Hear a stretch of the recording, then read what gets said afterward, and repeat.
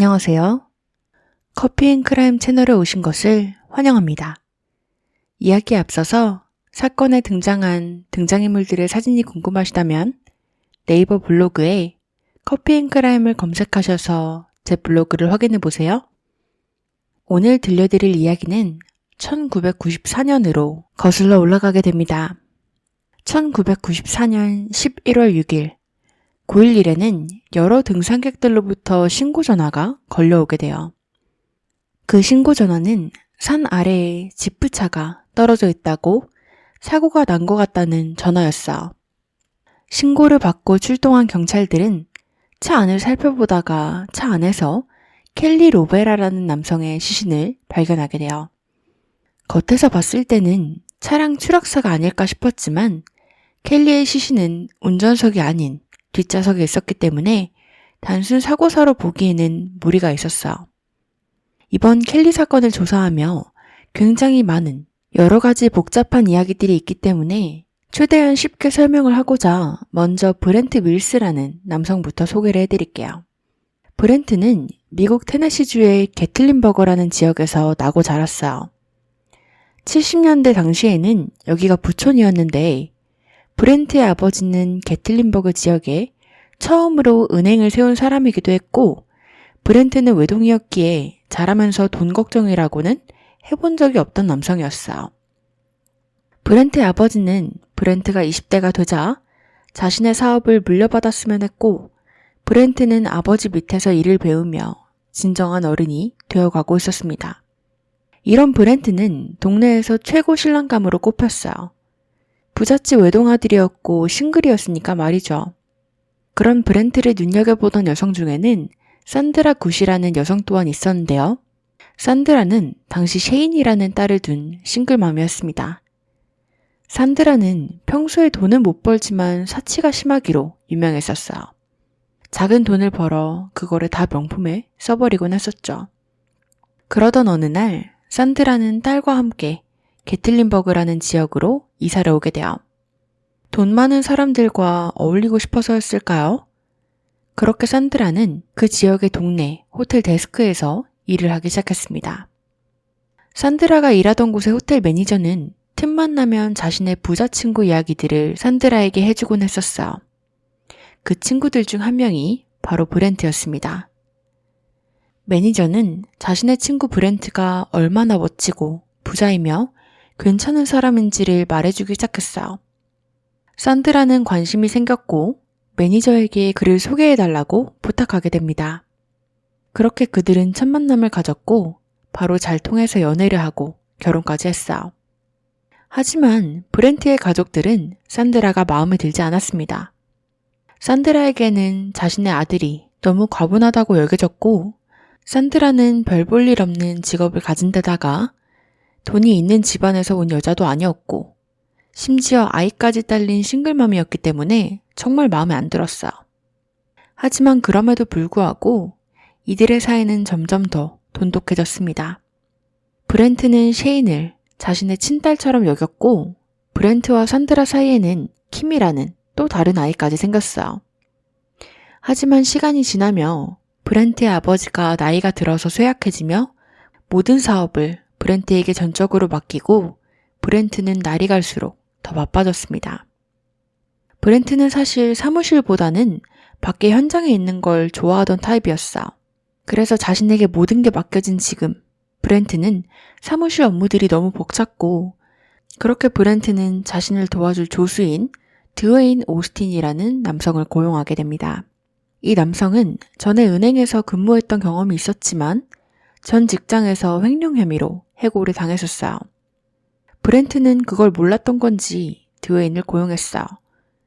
때는 70년대 후반, 어느 날 제라드라는 남성과 레스라는 남성이 은행으로 찾아와 자신들의 해산물 식당 사업을 위해서 대출 승인을 받고 싶다고 찾아오게 되는데요. 사실 이들은 사기꾼이었어요. 게틀린버그 지역은 굉장히 작고 해산물 식당 사업이 잘 되지 않을 입지에 위치하고 있었는데 드웨인은 이 사기꾼들과 대출을 승인해준 대신 마약을 받는 조건으로 합의를 보고 이들에게 대출을 승인해주게 됩니다. 식당은 당연히 잘 되지 않았고 금방 문을 닫았어요. 이들은 다시 한번 은행으로 찾아가서 이번에는 자신들이 공항을 설립하려고 한다고 다시 대출을 요청하게 돼요. 식당에서 공항이라니 어처구니가 없는 직종 변경이지만 이번에도 드웨인을 통해서 승인을 받았습니다. 왜 공항이었을까요? 사실 이건 그들의 마약 공급과 돈 세탁을 하기 위함이었어요. 자신들 컨트롤 하에 있는 비행기들이 있으면 검색대를 복잡하게 통과하지 않고도 마약을 공급할 수 있었기 때문이었죠. 이 공항은 그렇게 몇 년간이나 유지가 되었습니다. 하지만 어느 날 어떻게 된 건지 경찰에게 이 공항은 불시 점검을 당했고 경찰은 한 비행기 내에서 100kg가 넘는 코카인을 발견하게 되었어요. 그리고 경찰이 다시 비행기 밖으로 나가 제라드와 레스를 찾았을 때 이들은 이미 현장을 떼고 없었죠. 이 소식은 작은 마을에 빠르게 퍼졌고 브렌트의 귀에까지 들어가게 되었어. 브렌트는 이 공항이 자신의 은행에서 대출을 승인해줬던 공항이라는 것 정도는 알았기 때문에 드웨인에게 연락을 해서 그들의 마약 공급 사건과 자신의 은행이 관련이 있는지 없는지, 자신들은 깨끗한지 확인차 전화를 하게 됩니다. 드웨인은 은행이랑은 전혀 관련이 없고 깨끗하다고 그를 안심시켰어. 하지만 동네 신문사에서는 브렌트 가족이 소유하고 있는 은행이 공항 마약 사건과 연루가 되어 있을 수도 있다는 글들이 실리기 시작했습니다. 이러한 소문들이 신문에 실리자 브렌트의 가족들은 스트레스를 받았지만 사실 산드라네의 관심을 즐겼다고 해요. 당시 10대이던 딸 셰인의 친구들은 학교에서 마약 사건에 대해서 셰인에게 물어보고 괴롭히려고 했지만 셰인은 학교에서 이미 일진이었고 성격이 무서웠기 때문에 전혀 굴하지 않고 자신 가족의 돈이 얼마나 많은지 자랑하는 데 더 집중을 했어요. 사실 이렇게 자신감이 많아 보이는 셰인은 속으로 스트레스를 많이 받고 있었어요. 자신의 친아빠에게 버려졌다는 감정, 그리고 새아빠의 친자식이자 자신의 엄마의 또 다른 자식인 킴이 자신보다 항상 훨씬 더 사랑받는 것 같다는 열등감을 항상 가지고 있었고 이런 감정들을 학교에서 다른 친구들에게 풀며 지냈던 것이었죠. 또 1983년을 기점으로 산드라와 브렌트의 결혼까지 위기를 맞기 시작했어요. 이들은 점점 더 자주 싸우기 시작했습니다. 셰인은 엄마랑 아빠가 이혼을 할까봐 너무 두려웠어. 이들이 이혼을 하면 자신은 학교에서 잘 나가는 부잣집 딸 타이틀을 잃을 테니까요. 그래서 이걸 이유로 셰인은 엄마인 산드라와도 자주 싸우기 시작했어요. 이 당시 브렌트는 집을 여러 채 가지고 있었는데 산드라와 셰인, 킴은 브렌트가 소유한 집 중 하나로 이사를 가서 별거를 시작하게 됩니다. 이 별거의 목적은 별거를 하고 거리를 두면 부부의 사이가 나아질까 싶어서였어요. 이것은 실제로 통했습니다. 이들은 별거를 하면서 서로가 얼마나 소중한지를 깨닫게 되는 계기가 됐고 이들은 종종 가족끼리 소풍도 가며 사이를 천천히 회복하는 듯 했습니다. 1984년 5월 20일 이날도 부부와 아이들은 가족끼리 동네에서 소풍을 즐겼어요. 그리고 이들은 사이가 좋아졌긴 했지만 아직 여전히 별거 중이었으므로 브렌트는 산드라가 묵고 있던 집으로 가서 낮잠까지 자고 잠에서 깨 산드라에게 사랑한다고 이따가 집에 가서 연락을 하겠다고는 떠났습니다. 하지만 그에게서 전화는 오지 않았어요. 다음 날인 21일에도 연락은 오지 않았습니다. 산드라는 브렌트가 평소에 워낙 바빠서 잘 까먹기도 하기 때문에 별 다른 생각을 하지 않았어요. 하지만 며칠이 지나도 그에게서 연락은 오지 않았습니다. 그래서 산드라는 걱정이 되어 브렌트에게 전화를 해봤는데요. 아무리 전화를 해도 브렌트는 답이 없었어요. 그래서 결국 산드라는 그의 집으로 찾아가게 됐고 집에서 권총을 손에 든 채 머리에 총을 쏴서 죽어있는 브렌트를 발견하게 되었습니다. 산드라는 즉시 911에 신고를 했어요. 현장에는 경찰들과 지역 보안관까지 모두 출동을 했어. 그런데 보안관이 현장에 도착했을 때 정말 놀랍게도 경찰들이 모든 침구류들을 불에 태우고 있는 걸 목격하게 됩니다. 보안관은 지금 뭐 하는 것이냐고 물었어요. 경찰들은 산드라가 시켜서 하는 거라고 피 묻은 침구류들을 더 이상 볼 수 없다고 힘들다고 했기 때문에 자신들이 대신 태워주는 거라는 멍청한 답변을 했습니다. 보안관은 자신이 산드라와 얘기를 나눠야겠다고 하고는 현장에 있는 산드라에게 갔어요. 그런데 산드라의 곁에서 위로해주고 있던 건 다름 아닌 드웨인 오스틴이었습니다. 공항에서 일하던 수상한 직원이요. 보안관은 이상하게 생각을 했지만 짧게 대화를 나누고 이날은 이렇게 마무리가 되었어요. 다음 날이 되었습니다. 산드라는 경찰에게 전화를 해서 어딘가 유서가 있을 것이라고 꼭 그걸 찾아야 된다고 몇 번씩이나 강조해서 말을 하게 돼요. 아무리 찾아봤지만 유서는 나오지 않았어. 경찰은 그럼 산드라가 집을 잘 아니까 직접 와서 찾아보라고 했죠. 그렇게 산드라는 브렌트의 집을 직접 찾아오게 되는데요. 이날도 그녀는 드웨인 오스틴과 함께였습니다. 그리고 찾기 시작한 지 몇 분도 되지 않아서 이들은 성경책 사이에 꽂혀있는 유서를 꺼내 보이며 찾았다고 하게 되죠. 정말 찾기 힘든 위치인데 이렇게 빨리 찾다니 마치 미리 위치를 알았던 사람들 같았어요. 이 유서는 브렌트의 가족들에게까지 전해져서 그들이 읽게 됐고 글씨체가 브렌트가 쓴 것 같긴 하지만 말하는 투가 브렌트 같지 않았기 때문에 가족들은 이상하다고 생각을 했어요. 그리고 브렌트가 사망한 지 얼마 지나지 않아서 드웨이는 은행에서 돈 세탁 관련 혐의로 체포가 됩니다. 사실 브렌트는 산드라랑은 다르게 돈에 크게 집착하지 않았어요. 그의 통장에는 실제로 돈이 별로 없었고 그는 돈이 생기면 다시 사업에 투자하거나 했기 때문에 실제로 그의 이름 앞으로 되어 있는 자산은 별로 없었어요.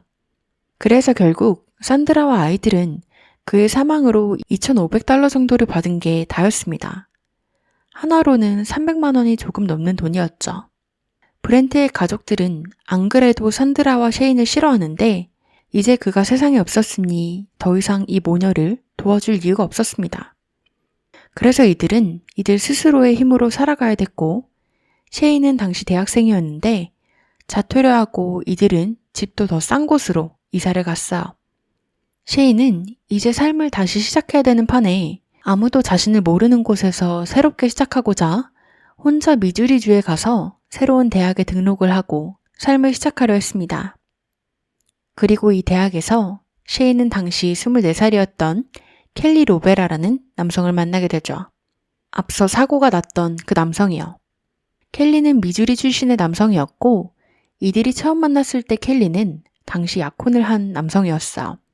하지만 셰인은 신경 쓰지 않고 계속해서 작업을 걸었고 켈리는 셰인에게 푹 빠져서 파혼을 하고 셰인과 새로운 만남을 시작했습니다. 이들은 비슷한 시기에 둘 다 부모님이랑 관련해서 안 좋은 일을 겪고 있었기 때문에 이것으로 더 잘 통했던 것 같아요. 셰인은 새아빠를 잃은 힘듦을 겪고 있었고 켈리의 부모님은 이 시기에 이혼을 했었어. 이들의 관계는 굉장히 빠르게 진지해져서 1986년 사귄 지 6개월 만에 결혼을 하게 됩니다. 사실 이들이 결혼을 한 이유는 셰인이 등록금을 낼 돈이 없어서 대출을 받아야 됐는데 셰인은 이미 등록금 문제로 대출을 여러 번 받은 적이 있었기 때문에 대출 승인이 되지 않았고 그녀가 또 대출을 받을 수 있는 유일한 방법은 셰인의 부모님이 와서 같이 동의서에 사인을 해주거나 남편이 있으면 남편이 부모님 대신 사인을 해주고 대출을 받는 방법이 있었어요. 이 시기에 셰인은 엄마인 산드라와도 거의 말도 하지 않던 관계였기 때문에 셰인은 켈리에게 대출을 위해서 결혼을 해줄 수 있냐고 요청을 했고 켈리는 별다른 생각도 하지 않은 채 알겠다고 결혼을 하고 셰인의 대출을 도와줬어요. 하지만 이렇게 대출을 받은 돈으로 셰인은 등록금을 내는 게 아니라 술과 마약에 다 써버리게 됩니다. 그리고 등록금도 내지 못해서 학교에서 퇴학을 당했어요. 심지어 엎친 데 덮친 격으로 셰인은 켈리의 아이까지 임신을 해버렸습니다. 산드라는 자신의 사위인 켈리를 마음에 들지 않아 했어요. 그건 자신의 예전 시부모들이 자신을 싫어하던 이유랑 같았습니다. 셰인이 돈 많은 남자랑 결혼을 했어야 됐는데 별 볼일 없는 남자랑 결혼했다고 생각한 것이었죠. 산드라는 계속해서 돈이 행복의 전부이다. 돈 많은 남자랑 만나라. 라고 강조를 했지만 이건 통하지 않았습니다. 켈리와 셰인은 쿠퍼라는 아들까지 낳았고 아들을 낳자마자 부부는 파산 신청을 해야만 했어요. 새로 가정을 시작해도 이미 갚지 못한 빚이 너무 많았기 때문에 감당할 수 없었던 것이었죠. 그리고 92년도에 셰인은 다시 한번 임신을 하게 됩니다. 이들은 숨통이 트일 날이 없었어. 이번에는 딸을 낳게 됐고 딸을 낳은 후 미주리주에서 테네시주의 시버빌이라는 동네로 이주를 하게 되었습니다.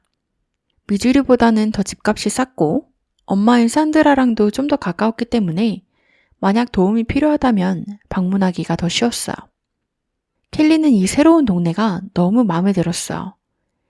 켈리는 소박하고 시골 스타일을 선호하던 남성이라 조용한 시골 마을이 마음에 들었죠.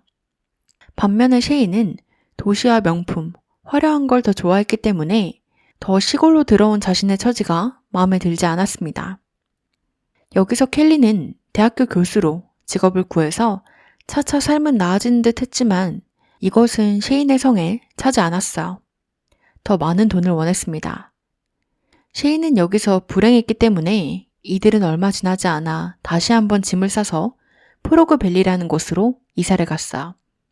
여기는 대학가에 있는 아파트였고 굉장히 시끄러운 번화가에 위치하고 있었습니다. 켈리는 아이들과 셰인을 위해서 참았어요.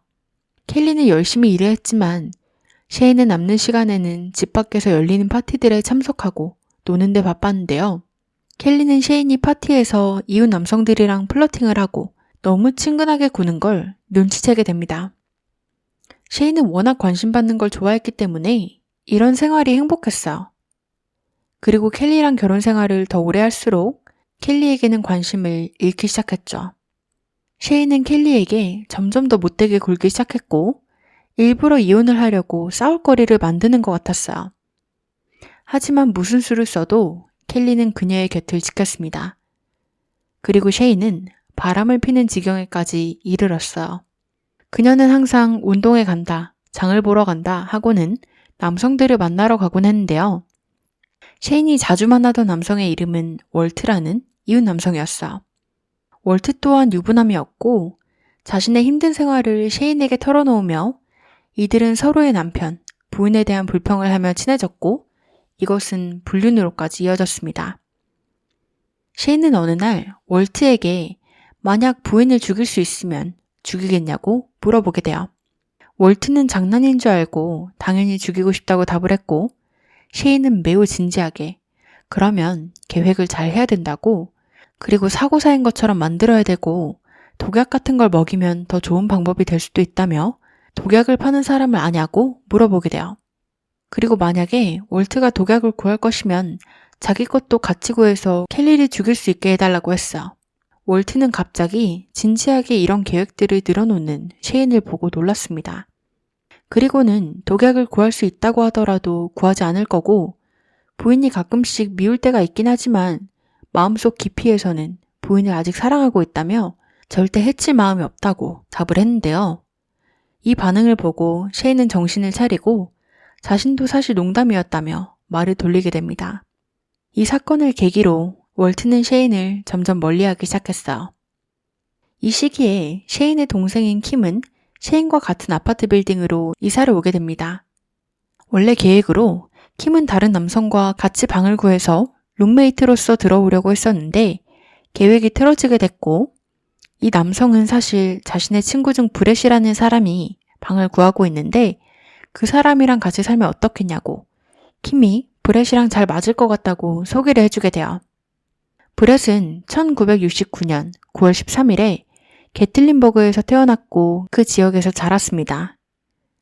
그 또한 부유한 집안에서 자랐지만 경제관념이 워낙 없고 어렸을 때부터 문제아였기 때문에 가족들의 속을 많이 썩였어요. 고등학교를 졸업할 때쯤에는 아버지가 대학을 가거나 군대를 가거나 택하라고 했고 브렛은 군대를 택해 해군에 입대해서 몇 년간 시간을 보내게 됩니다. 하지만 군대 생활도 고위급 상사랑 싸움을 벌여서 군대에서도 쫓겨나게 돼요. 사실 브렛의 아버지는 게틀린버그에서 신문사를 운영하고 있었습니다. 앞서 셰인의 새아빠인 브렌트를 소개해드렸을 때 그의 은행이 공항 마약 사건과 관련이 있을 수도 있다고 신문을 낸 신문사 기억하시나요? 사실 이 신문사가 브렛의 아버지가 운영하던 그 신문사였어요. 그렇게 군대에서 쫓겨난 브렛을 아버지는 자신의 신문사에서 일을 배우게 시켰지만 브렛의 아버지 신문사 성향이 브렛과 맞지 않았기 때문에 브렛은 이번에도 얼마 못 가서 관두고 더 마운틴 프레스라는 다른 신문사로 옮기게 돼요. 이 신문사에서 일을 하면서 동료들은 점점 사무실 문구류들이 없어지는 걸 눈치채게 돼요. 한 직장 동료 여성은 브렛에게 혹시 브렛이 물건 훔치는 게 아니냐고 대놓고 물어봤고 브렛은 한순간 폭발을 해서 자신을 어떻게 이런 취급을 하냐며 여성 동료에게 폭행을 행사했고 이 일로 당연히 브렛은 해고가 되었어요. 그리고 새 출발을 하려 시버빌이라는 곳으로 이사를 와서 여기서 킴을 만나게 되고 같이 룸메이트로서 살기 시작한 것이었죠. 브렛과 켈리는 가까운 친구가 되었어요.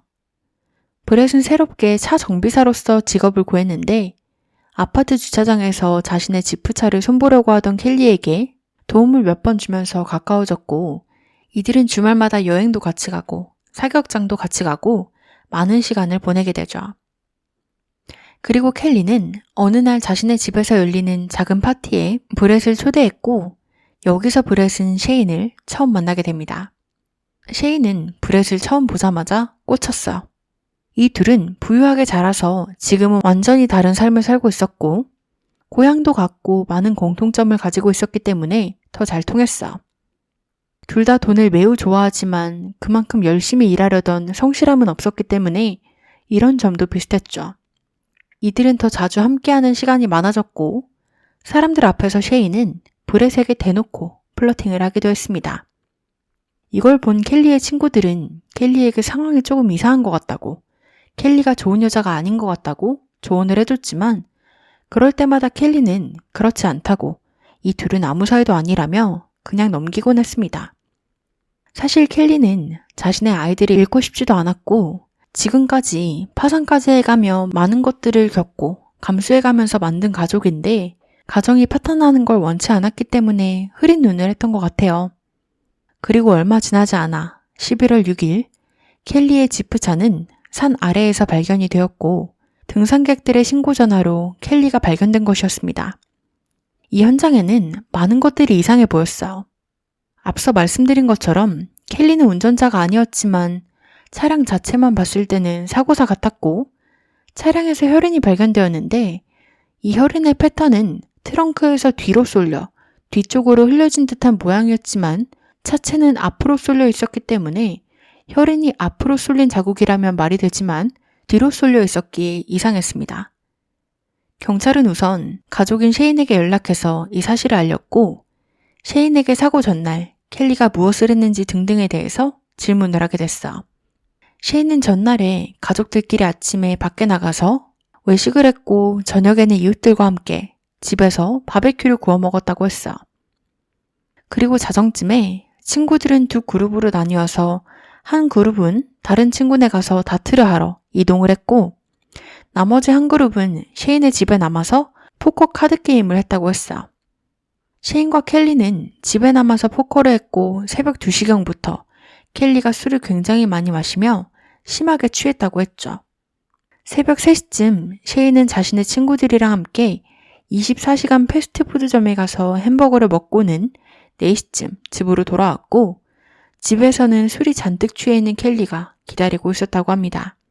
켈리는 셰인에게 소리를 지르며 브렛과의 불륜을 추궁했고 당시 자리에 있던 브렛은 걱정하지 않아도 된다고 둘은 불륜 관계가 아니었다고 부인을 했지만 화를 못 참고 켈리는 밖으로 나가서 술을 잔뜩 취한 채 운전을 해서 사라져버렸다고 했어. 그 후 켈리에게 연락을 해보려고 했지만 연락이 닿지 않았기 때문에 자신 또한 켈리가 어딨는지 몰랐다고 했어. 경찰은 다음으로 브렛을 조사할 계획이었습니다. 그런데 사실 브렛을 조사하기도 전에 경찰서에 브렛의 친구가 찾아오게 돼요. 켈리의 사망 소식을 듣고 찾아온 것이었습니다. 왜냐면 켈리가 발견되던 날 아침 브렛의 친구는 브렛에게서 전화를 받았대요. 자신을 어떤 산으로 태우러 와달라고 부탁하는 전화였죠. 그 친구가 브렛을 태우러 갔을 때 브렛은 온통 진흙과 땀으로 덮여있고 굉장히 횡설수설하며 정신이 없어 보였대요. 친구는 무슨 일이 있었냐고 물어봤고 그때 브렛은 자신이 켈리의 차를 산 절벽에서 밀어버렸다고 대답했다고 했죠. 전날 밤 켈리가 이들에게 불륜을 추궁하며 화를 냈을 때 켈리는 술에 취해서 브렛을 때리려고 주먹을 휘둘렀다고 합니다. 그리고 싸움이 격해졌고 마침 아래를 보던 브렛은 아이들용 야구방망이가 있는 걸 보고 그것을 쥐고 켈리에게 휘둘렀고 머리를 맞은 켈리는 그 자리에서 즉사를 했대요. 그리고 어떻게 해야 될지 몰랐기 때문에 켈리의 차 트렁크에 켈리의 시신을 싣고 산으로 가서 밀어버려 사고사처럼 위장한 것이라고 했습니다. 그리고 자신은 켈리가 머리를 맞고 쓰러졌을 당시 911을 부르려고 했는데 셰인이 켈리가 엄청 비싼 사망보험 플랜에 가입되어 있으니 911을 부르지 말라고 시켰다고 했죠. 켈리가 죽으면 사망보험금을 브렛에게 나눠주겠다고 제안까지 했다고 합니다. 이렇게 모든 사실을 친구에게 다 털어놓은 것도 놀라운데 브렛은 사실 자신들이 예전에 켈리를 죽이려고 시도했던 적이 한 번 더 있다고 켈리의 브레이크를 일부러 고장낸 적이 있다고까지 말을 했대요. 하지만 켈리는 작은 교통사고만 났을 뿐 당시 죽지 않았다고 했죠. 그래서 친구는 브렛을 내려주자마자 경찰서에 신고를 하지 않을 수 없었던 것이었습니다. 브렛은 이날 직장 동료도 만나게 됐는데요. 동료한테도 자신이 켈리를 죽였다고 대놓고 말을 했다고 해요. 멍청한 걸까요? 동료들은 이들이 친했던 걸 알았기 때문에 친구에게 왜 그런 짓을 했냐고 물었고 브렛은 켈리가 좋은 친구이긴 하지만 자신에겐 돈이 더 중요하다고 답을 했대요. 경찰은 이걸 듣고 사건의 동기를 알게 되었죠. 이제는 셰인을 다시 한 번 더 자세히 살펴볼 차례였습니다. 경찰은 셰인의 친구들을 불러서 셰인에 대해서 묻기 시작했는데 모두들 입을 모아서 셰인과 브렛 사이에 뭔가가 있었다고 증언을 했어요. 그리고 한 친구는 켈리의 사망 소식을 듣고 셰인이 괜찮은지 확인을 해보려고 그녀의 집으로 갔는데 셰인은 슬퍼하긴커녕 눈물 한 방울도 흘리지 않고 진짜 괜찮아 보였고 심지어 켈리가 많은 사망보험금을 남겼기 때문에 괜찮다고 답을 했대요. 그리고 얼마 지나지 않아 켈리의 부검 결과가 나왔습니다. 켈리는 머리에 큰 충격을 받아 사망한 것으로 판정났어요. 우선 브렛은 즉시 체포가 되었어요. 하지만 그의 가족은 신문사를 소유했었기에 그의 아버지는 브렛이 마치 누명을 쓴 것처럼 브렛에게 유리한 방향으로 기사를 써서 지역신문에 마구 뿌리고 있었습니다. 그리고 브렛은 취조를 당하기 시작했죠. 브렛이 주장하는 바로는 새벽 3시까지 셰인의 집에서 놀고 나가서 햄버거를 먹고는 자신은 셰인의 집이 아닌 자신의 집으로 들어와 누웠다고 했습니다. 그런데 어디선가 계속 소리를 지르고 싸우는 소리가 들렸다고 했어. 브렛은 그냥 아파트 어딘가에서 누군가 싸우는가 보다 하고는 별 신경을 쓰지 않았대요.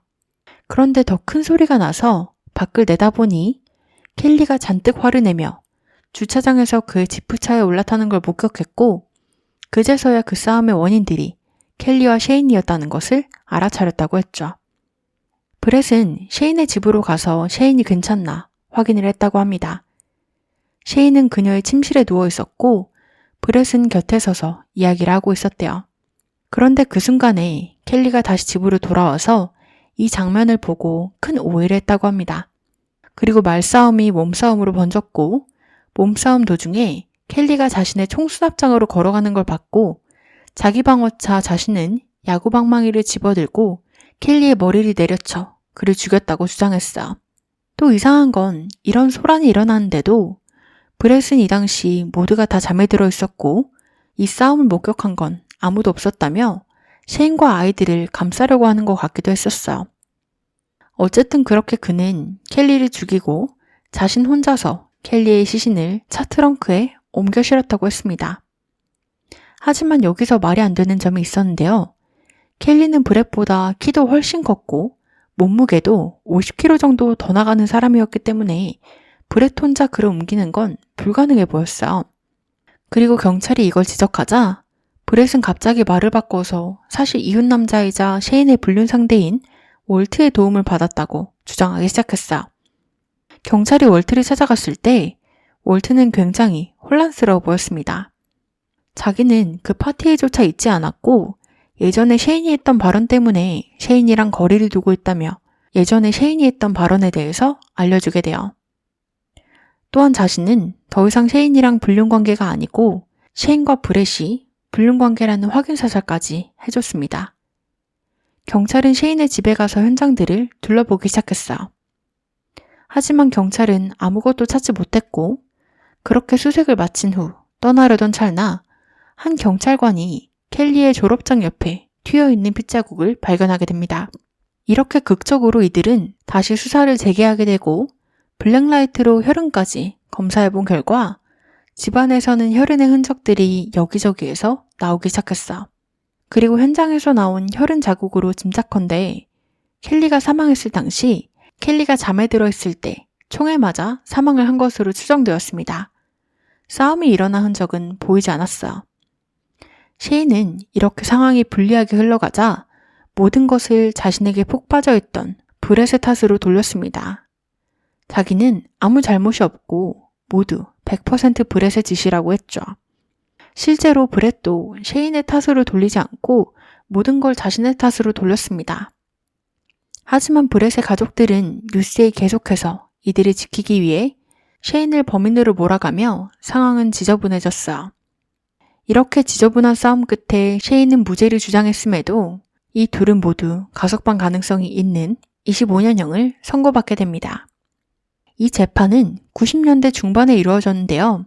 사실 3년 전인 2022년 2월 셰인은 석방이 되었습니다. 그리고 브렛은 아직도 감옥에 있대요.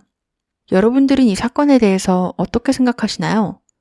여러분들의 의견 댓글로 많이 남겨주세요.